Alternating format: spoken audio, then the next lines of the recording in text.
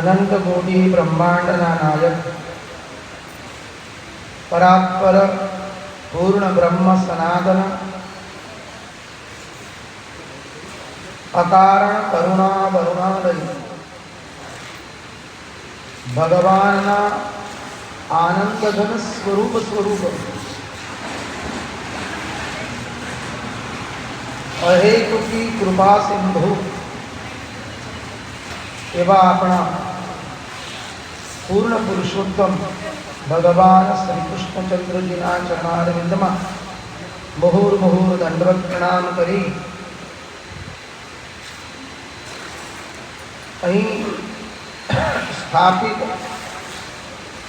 मां अंबाजीना चरणों में साष्टांग दंडवत प्रणाम करी अन्य अन्य बधा ज देवताओं चरणों में मुहुर्मुहुर श्रद्धापूर्वक प्रणाम निवेदित करी वंदनीय स्वामीजी चरणों में प्रणाम निवेदित करी तमारा सर्वनी अंदर महाराज कृष्णनी अनेकानेक आकृतिओं दर्शन करता आप सर्वना युगलपाद पद्मों में श्रद्धापूर्वक प्रणाम निवेदित करी आओ अपने आ पंचम दिवसनी भागवत भगीरथी में अवगाहन करिए। नारायण नारायण नारायण नारायण।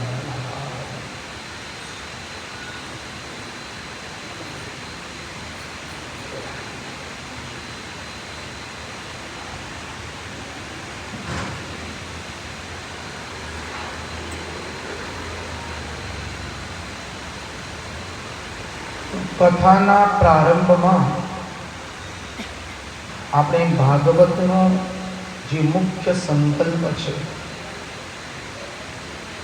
એનું પુનરાવર્તન કરીશું. યાદ છે ને બધાને સંકલ્પ? થોડુંક બોલીશ એટલે યાદ આવી જશે. સર્વમાં ભગવાનના દર્શન. બધા બોલો સાથે. સર્વમાં ભગવાનના दर्शन करवा. सर्वमा भगवाननु ज्ञान करवु. आपणा मनने कोई पण एवा विषयमां फसाववा देवुं नहीं ज्यांथी आपणे भगवानने भूली जईए.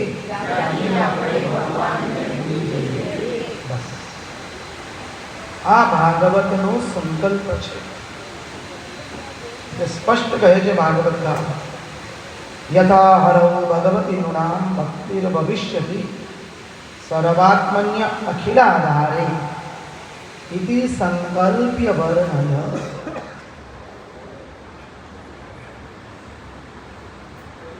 नारद जीए व्यास ऋषि ने आ संकल्प लेवડાવ્યો છે અને જેટલું જેટલું આપણે સર્વમાં ભગવાનના દર્શન કરીશું એટલું આપણું મન પવિત્ર બનશે. જેટલા ભાવના કરવાની છે. આપણે તો અત્યારે દર્શન નથી કર્યું. આપણે શું કરીશું? પ્રથમ તબક્કામાં ભાવના કરવાની છે સર્વની અંદર. પછી બધું બંધ થઈ જશે. બધા જ દૂષણો જે છે મનના બધા અટકી જશે. સર્વમાં ભગવાનનું જ્ઞાન. અને આપણા મનને બીજા કોઈ વિષયમાં ફસાવા દેવાનું નહીં ભગવાન સિવાય. સંસારમાં મન કેવળ ફસાય છે. સમજો, સંસારમાં ક્યાંય મન લાગતું નથી. કારણ કે સંસાર કેવો છે? બધો જ સમય અપૂર્ણ છે. અહીંયા કોઈને પૂર્ણ સુખ નથી. ધારો કે આપણે આ કરતા 50-100 માણસો બેઠા છે. કોઈકને એવું લાગે કે પેલા ભાઈ વધારે સુખી છે ને અમે વધારે દુઃખી છે. કોઈક બહેનને એવું લાગે કે અમે દુઃખી વધારે, પેલા બહેન વધારે સુખી. લિસ્ટ બનાવીએ કે ભાઈ તમે તમારા સુખનું લખો ને દુઃખનું વર્ણન કરો અને એકબીજાને વહેંચી દેવામાં આવે. તો પેલા કહેશે ના અમારે જે છે તો બહુ બરાબર છે. આ સિદ્ધાંત છે.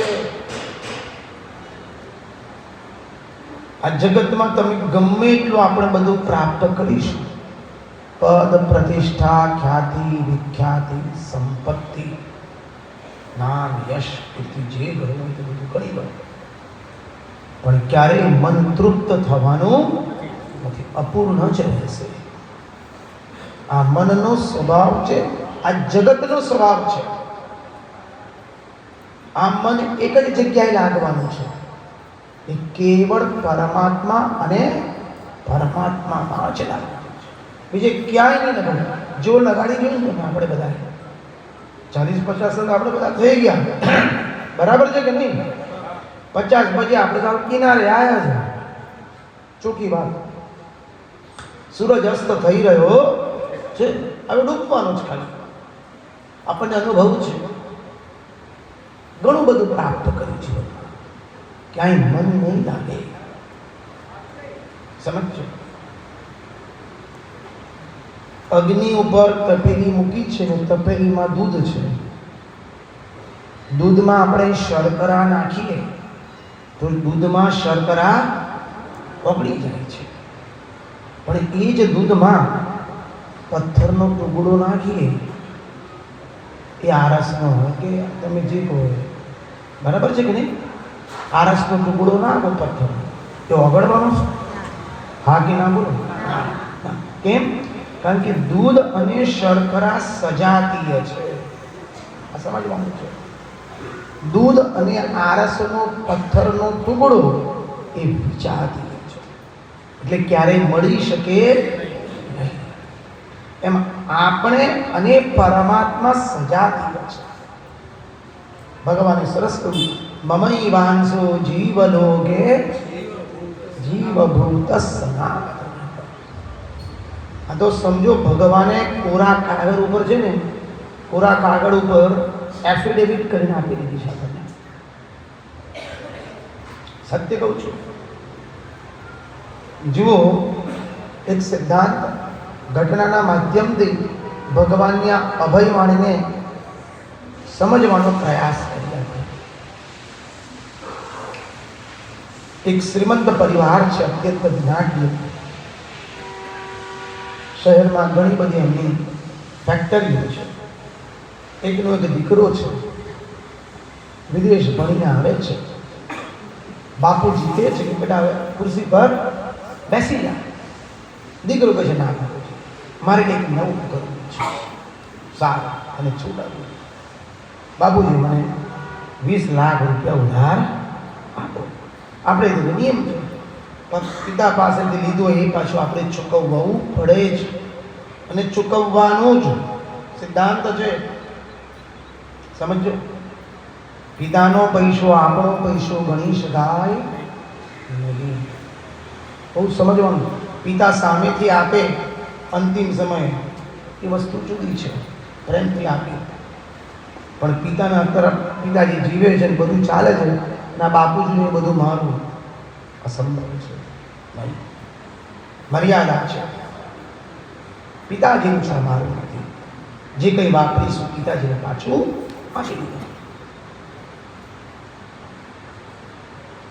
તો પિતાજીને કહ્યું કે 20 લાખ રૂપિયા મને ઉધાર આપો. પિતાજી આવ્યા, મારે કંઈક નવું શરૂ કરવું છે. છોકરો તનતોડ મહેનત કરે છે. ઘરનો નિયમ છે, સવારે બધા નીકળી જાય ધંધાર્થે, રાત્રિનું વાળું, રાત્રિનું ભોજન બધા એક સાથે લેવાનું. રોજનો નિયમ છે. આજે 10 વાગી ગયા, દીકરો આવ્યો નથી. માતા પિતા ડાઇનિંગ ટેબલ ઉપર પ્રતીક્ષા કરી રહ્યા છે. આજે શું થયું? છોકરો આવતો નથી. રાહ જુએ છે, ફોન કરે છે, મોબાઈલ ફોન બંધ આવે છે. થોડી વાર પછી દરવાજો ખોલ્યો, દીકરો આવ્યો. માતા પિતા જુએ છે. પિતા માતાને જોઈએ છોકરો એકદમ હતાશ થઈ ગયો છે, ભાંગી પડ્યો છે. ત્યાં જ બેસી પડે છે અને રડે છે જોરથી. પિતાજી ગભરાઈ ગયા છે. માં ગભરાઈ ગઈ, શું થયું? પિતાજી ઊભા થઈને દોડતા દોડતા છે, અને શું થયું બેટા? અને પિતાએ પોતાના પુત્રના ખભા પર હાથ મૂક્યો છે. બોલ બેટા, તને શું તકલીફ છે? તું મારો દીકરો છો, તને શું તકલીફ છે? તું આટલો બધો હતાશ થઈ ગયો છે અને રડી ગયો છે. મમ્મી દોડી દોડી આવે છે, પાલવથી દીકરાના આંસુ લૂછે છે, પાણી પીવા છે. તમે વિચાર કરો, એ બાળકને કેટલો સંતોષ મળ્યો છે, બાળકનામાં કેટલી ઉત્સાહ આવ્યો છે કે મારા મા બાપુજી મારી સાથે છે. હવે કે નહીં, પિતાજીએ હાથ પકડી દીધો, ખભા પર હાથ મૂક્યો. અરે કોઈ પણ તકલીફ હોય મને જણાવ, તું બધી તકલીફો તારી દૂર કરી દઈશ. વિચાર કરો, એ પુત્રને કેટલો આનંદ મળ્યો છે, કેટલો ઉત્સાહ મળ્યો છે, અને હિંમત એકઠી કરી છે. અને પિતાજીને કહે છે, પિતાજી તમે જાણો છો મેં તમારી પાસે 20 લાખ ઉધાર લીધા છે. 1 વર્ષથી તનતોડ મહેનત કરું છું, નફો તો દૂર રહ્યો બાપુજી, 10 લાખની ઉપરથી ખોટ ગઈ છે. 30 લાખ રૂપિયા ગયા છે આપણા પાણી. પિતાજી કહે, 30 લાખ રૂપિયા માટે તું રડો છે? તને ખબર છે તું કોનો દીકરો છો? 30 કરોડ લઈ જા અત્યારે, અને તું 30 લાખ માટે રડે છે? 30 કરોડ જોઈએ છે, લઈ જા. આ બધું ઊભું કર્યું છે, આખું સામ્રાજ્ય કરોડો અરબો રૂપિયાનું કોની માટે ઊભું કર્યું છે? છોકરામાં અત્યંત ઉત્સાહ આવે છે, બાપુ હું તનતોડ મહેનત કરું છું પણ કશું એવું થઈ રહ્યું છે, ભેગું નથી કર્યું. 10 લાખની ખોટ છે. 20 આપ્યા હતા, 10 ગયા, એટલે 30ની ખોટ વાગી છે. પિતાજી કહે છે 30 લાખ નહીં, 30 કરોડ લઈ જતો અત્યારે, અને એ મારી માટે કંઈ નથી 30 કરોડ તને આપવા. અત્યંત સામાન્ય વસ્તુ છે મારી માટે, અને તું 30 લાખ માટે રડે છે? આટલા મોટા અરબપતિનો દીકરો થઈને તું 30 લાખ માટે રડે છે? કશું નહીં. છોકરામાં અત્યંત ઉત્સાહ આવે છે, એકદમ ધીરજ મળે છે. બાપુજીને પગે લાગે છે, ચિંતા કરશો નહીં, થોડી વાર ખૂબ તનતોડ મહેનત કરીશ, આ ધંધો જોશે તો બંધ કરી દઈશ, નવું બધું કરશે. બા કહે છે, બેટા તું બધું ભૂલી જા, ચાલ પેલા જમવા બેસે. સરસ રોટલી શાક દાળ ભાત તૈયાર છે. એ છોકરો અત્યંત આનંદિત થઈ જાય છે. જગતનો સામાન્ય પિતા આપણને ટાળસ આપે, ધીરજ આપે તો આપણને કેટલી બધી હિંમત આવે છે. તમે વિચાર કરો, તો આજે જગતનો પરમ પિતા આપણને કહી રહ્યો છે, જીવ તું ચિંતા ના કરીશ, મમઈ વાંસો જીવ લોકે. જીવ તું મારો છું, બીજા કોઈનો નથી. હું અંશી છું અને તું મારો અંશ છે. અંશ અંશીથી અલગ હોઈ શકે નહીં, આ સિદ્ધાંત છે. સમુદ્રની અંદર જે તરંગ ઉઠે છે, મોજું ઉઠે છે, તે મોજાનું જળ સમુદ્રના જળથી ભિન્ન નથી, એક જ છે. તો ભગવાન કહે છે, હું અંશી છું, તું મારો અંશ છે, મારાથી અલગ નથી. મમઈ વાંસો જીવ લોકે, જીવ ભૂત સનાતન. જીવ હું અનંત અખંડ અવિનાશી છું, સનાતન છું, એટલે તું પણ અનંત અખંડ અવિનાશી અને સનાતન. તું ચિંતા ના કરીશ. તે ન કરવાનું કર્યું છે, ન બોલવાનું બોલ્યો છું, ન જોવાનું જોયું છે, ન ખાવાનું ખાધું છે, ન પીવાનું પીધું છે, ન કરવાનું બધું કર્યું છે. જીવ તું આશ્વસ્ત થઈ જા, નિયમ લે, આજથી ફરીવાર હું આવું કરીશ નહીં. નિયમ લેવો પડશે. જે ભૂલ કરી છે ફરીવાર કરીશું નહીં. ભગવાન કહે છે, એક બાર મારા શરણમાં આવી જા, દ્રઢ નિશ્ચય કરીને, અને મારું સ્મરણ કર.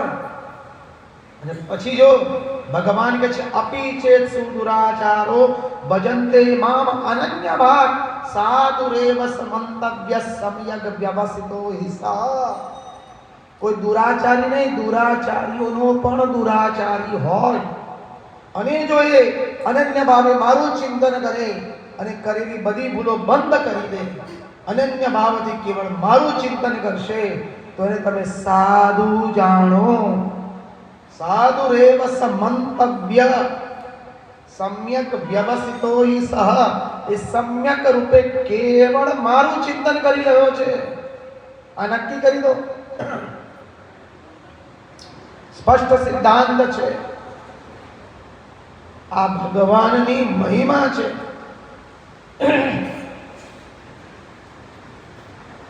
આનું વર્ણન કરવામાં આવ્યું છે. ભગવાન કહે છે જીવ તું ચિંતા ના કરીશ, તું મારો છો. તે ગમે એટલી મોટી ભૂલો કરી હશે, હું બધી જ ક્ષમા કરી દઈશ. આ ભગવાનની ભગવત્તા છે. અહીંયા આજ થઈ ગયું છે. ગઈકાલે જોયું તું વૃત્રાસુરનું મહિમા યાદ આવ્યો કે નહીં? વૃત્રાસુરે કહ્યું છે ભગવાનને, તમારે જે યોનિમાં મને જન્મ આપવો એ આપજો, પણ એટલું જાણજો કે જે તમારો સત્સંગ નથી કરતા એવા મનુષ્યનો એક ક્ષણ માટે મને સંગ મળે નહીં. આ સિદ્ધાંત છે.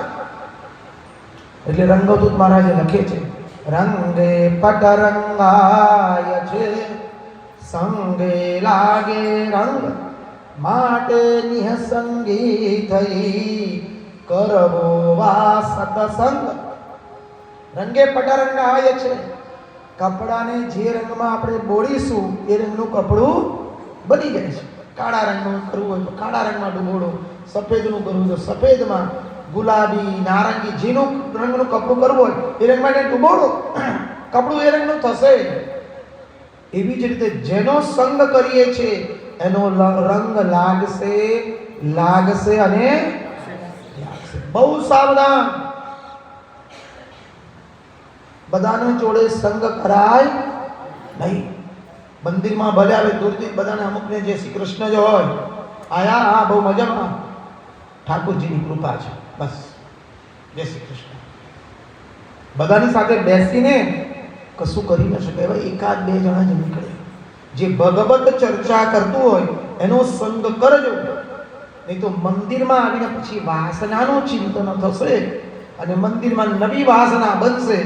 ભગવાન કહે છે તું હજુ રમકડામાં જ મસ્ત છે, તને મારી આવશ્યકતા થઈ નથી. એને ભક્ત તરીકે લેવાતું નથી, ભગવાન નથી. ભાગવત સ્પષ્ટ કહે છે તો કેવળ વ્યાપાર કરે છે. ભગવાન સાથે વ્યાપાર કરે છે. મંદિરમાં આવ્યા. ગઈકાલે વ્યવસ્થાપક બહુ સુંદર કહેતા હતા, મહારાજ અહીંયા કોઈ આવે ને એમના કામ થઈ ગયા છે. બહુ સરસ. આ ભગવાનની કૃપા છે. પણ આપણે ભગવાનને શું ખાલી આપણા કામો કરવા માટે બેસાડે છે? નક્કી કરવો આવે. શ્રી સ્વામી સમર્થને આપણું કામ પતાવી દે એટલા માટે બેસાડે છે. ઘડી જવાબ આપો ને, હા કે ના તમારે બોલો ને, મારે નહીં. આખી રમકડું છે, કામ કર્યા આવવાનું છે એની પાસેથી. ક્યારેક જઈને રડ્યા ભગવાન પાસે, પ્રભુ કશું નથી જોઈતું મારે, હું તને કેવળ પ્રેમ કરું છું એટલા માટે તારી ભજના કરું છું. આ ભક્તિનો હજુ શરૂઆત થાય છે. આ આવે ત્યાં સુધી તો ભક્તિ જ નથી. લખીને રાખી દેજો, સ્પષ્ટ કહે છે શાસ્ત્ર. ભગવાન કે રમકડું નથી, આપણી બધી ઈચ્છાઓ પૂર્યા જ કર્યા કરે. આજે છોકરાનું લગ્ન ને કાલે કંઈક કોર્ટમાં કેસ છે ને, કંઈક બાપા જોડે ઝઘડો થયો છે ને, સંપત્તિના ભાગલા પડે છે, મકાન થાય છે ને, આ તે આનો કોઈ અંત આવવાનો. સંસાર કેવો છે? 12 સંધાય ત્યાં 13 તૂટે છે. બધાનો અનુભવ છે. તો આટલા માટે મંદિર આવવાનું છે. એટલા માટે સ્વામી સમર્થને બેસાડે છે. ભગવાન દત્તાત્રેય, મા અંબાને, મહાદેવજીને, દત્તાત્રેય ભગવાનને એટલા માટે આપણે બેસાડ્યા છે. હા, ભગવાન સાથે પ્રેમ કરો, બે ઘડી વાતો કરો. ઠાકોરજી મારી તમારી પાસેથી કઈ નથી લેવું, બસ મને એવું કરી દો, હું ક્યારેય કશું માંગવું જ નહીં. આ ભક્તનું પ્રથમ સીડી છે ભક્ત થવાની. મારે કઈ નથી બોલવું. જો તમે કહેશો મારે તમારા સંસારમાં તકલીફ આવે તો શું ભગવાન પાસે માંગવાનું નહીં? પ્રશ્ન આવીને બોલો છે, બરાબર? અમારી તકલીફ કોણ દૂર કરશે? સંસારના લોકો તો દૂર કરી શકવાના નથી. મહારાજ ભગવાનનું ભજન કરી દો, ભગવાન કંઈક એવી દિવ્ય શક્તિ કરી આપે છે, બધી તકલીફો દૂર થાય છે. સારું છે.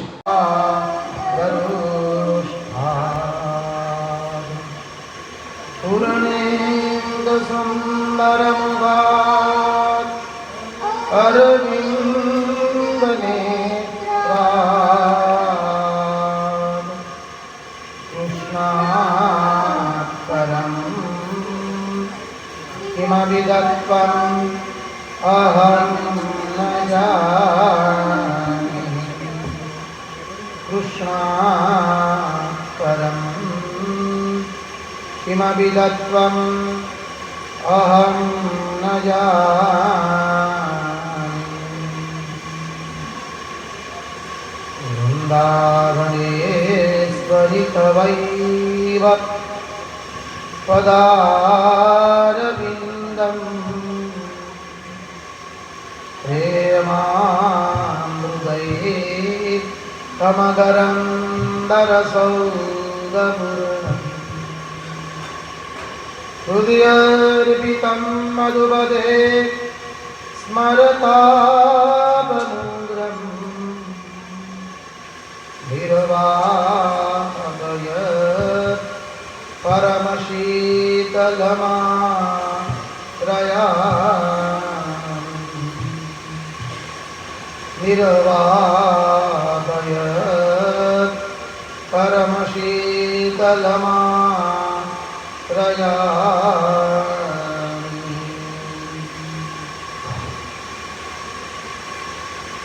કૃષ્ણ કનૈયા ભક્તવત્સલ ભગવાન કી જય. વૃંદાવન વિહારી લાલ કી જયકાર જોશી ગુરુ ભાગવત ભગવાન કી જય. ભગવાન શ્રી રામ કૃષ્ણ દેવ કી જય. શ્રી સ્વામી સમર્થ મહારાજ કી જય. दत्तात्रेय भगवान की जय. श्रीपाद श्री वल्लभ भगवान की जय. नरसिंह सरस्वती स्वामी महाराज की जय.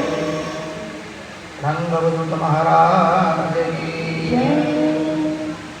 अवधूत चिंतन श्री गुरुदेव दत्त.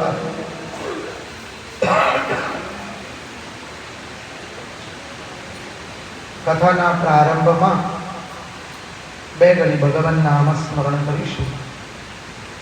બધા તાળી પાડીને મારી સાથે સંકીર્તન કરો. દિગંબરા દિગંબરા શ્રી